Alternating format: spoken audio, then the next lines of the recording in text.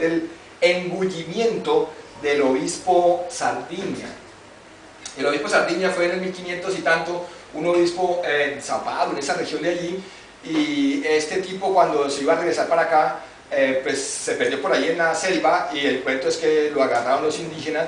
Después 3 sobrevivientes de esto vienen y cuentan pues que al obispo se lo merendaron, ¿no? Y entonces hay una confusión si fueron los su Tupilama o los otros o otra comunidad, pero en cualquier caso lo que plantea la antropofagia cultural es precisamente que existían aparentemente las prácticas antropofágicas en los tupís, digamos, ¿no? Pero existían vinculadas a unos rituales particulares, unos rituales que tenían que ver también con la guerra y que tenían muchas veces más el propósito de apropiarse de la fuerza del enemigo al consumirlo, al consumir su cuerpo, apropiarse de la fuerza para ser más fuerte, nosotros, nosotras, digamos, ¿sí? Si somos caníbales. Que es difícil hablar de la perspectiva de caníbal porque nadie puede plantearse en ese sujeto del yo caníbal, ¿no? Yo hasta ahora por lo menos no he comido seres humanos, ¿no? Pero digamos, la idea que hay detrás de eso no es una práctica como se quiso vender aquí, que no sé, como que los indígenas se levantan y miran aquí y dicen, oye, aquí este man aquí de África está bueno para comernoslo hoy, venga, metámoslo ahí en la olla, ¿no? Y desayunamos con eso, sino que eran unas prácticas rituales que tenían que ver muy con determinados momentos y que tenía también una significación cultural y que no era que a la gente le gustara comer seres humanos. Entonces este obispo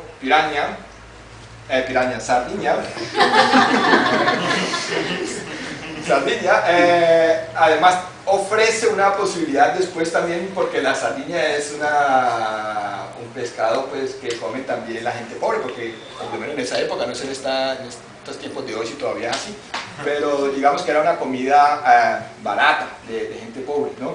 Entonces como que devorarse al sardiña para hacerse más fuertes, entonces digamos que ofrece como una posibilidad simbólica interesante. Bueno, vamos a pasar de esto porque ya como que se va yendo muy larga esta historia, ¿no? Esta figura es, que antes me olvidé de nombrarlo también, que es la primera figura que aparece en el manifiesto antropófago, que es esta de aquí, y que es una ilustración que se llama Abaporu, que parece que significa caníbal en esta lengua de los tupí, y es de Tarsila do Amaral, que es como una de las primeras artistas visuales que empieza a trabajar esta idea de la antropofagia cultural. Y en ese sentido, para pasar a decir que finalmente, bueno, el canibalismo ya vemos que es un momento radicalmente inestable de lo corpóreo, y digamos que es un modelo de constitución y disolución de la identidad. En esa idea de que yo me merendeo al otro, pues mi identidad comienza a ser otra y hay una construcción permanente de las identidades, y el canibalismo es como ese momento que se manifiesta además en una inestabilidad de lo corpóreo, ¿no? Digamos que el canibalismo en ese sentido expresa un cuerpo que está en permanente construcción y deconstrucción. El canibalismo no respeta las marcas de la diferencia y atraviesa estas diferencias a su antojo. O sea, si hubieran respetado las marcas de la diferencia no se hubieran merendado al obispo, porque sabría que el obispo tendría que ser el enviado de Dios, y etcétera. Pero eso les vale cualquier cosa desde esa perspectiva. O sea, el canibalismo, mirando ya una perspectiva de cómo podemos ir encontrando una construcción discursiva un discurso que nos lleva a una praxis también, entonces podemos reubicarnos en ese lugar de enunciación del caníbal y entender que lo que estamos haciendo allí es permanentemente reconstruyendo nuestra identidad a partir del irrespeto de la diferencia, o más que el irrespeto no, atravesar permanentemente las diferencias, que no necesariamente tienen que ser un irrespeto. El canibalismo entonces es una forma de apropiación de la diferencia, es devorar a ese otro colonialista y tomar de ese otro colonialista lo que nos sirve y lo que nos hace más fuerte y desechar el resto, ¿no? Yo, de manera, como lo veo yo, encuentro también en pintores, por ejemplo, como el cubano Wilfredo Lam,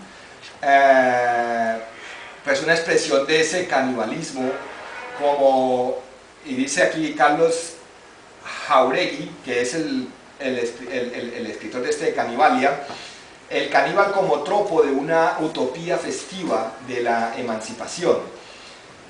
Entonces, en ese sentido decíamos, una reapropiación del lugar de enunciación y una posibilidad de articularnos, o de articular un discurso y una práctica de resistencia. Y hay un redescubrimiento permanente de la identidad, y en ese sentido también una reapropiación permanente de esa identidad. El pensar caníbal, diría yo entonces, rompe con la linealidad del pensamiento moderno. Es un pensamiento fragmentario y simultáneo, como un collage, digamos, tal vez, aunque habría que entonces, bueno, dejemos el collage así como en pie de nota. Y además, el pensar caníbal asume su condición de margen o exclusión para empoderarse desde allí. Y en el pensar caníbal también hay una revaloración de lo popular y de lo marginal, o de lo marginal. Hay una reapropiación de ese lugar de enunciación que nos permite, digamos, realizar una especie de asalto simbólico, un gesto grotesco. El pensar caníbal como una exageración permanente, el pensar caníbal como el superlativo, como la carcajada sonora y como la irreverencia. Entonces, yo ahorita quiero mostrarles unas experiencias de lo que yo diría así como una praxis desde el pensar caníbal. Y si funciona el vídeo, quiero mostrarles primero este de acá, que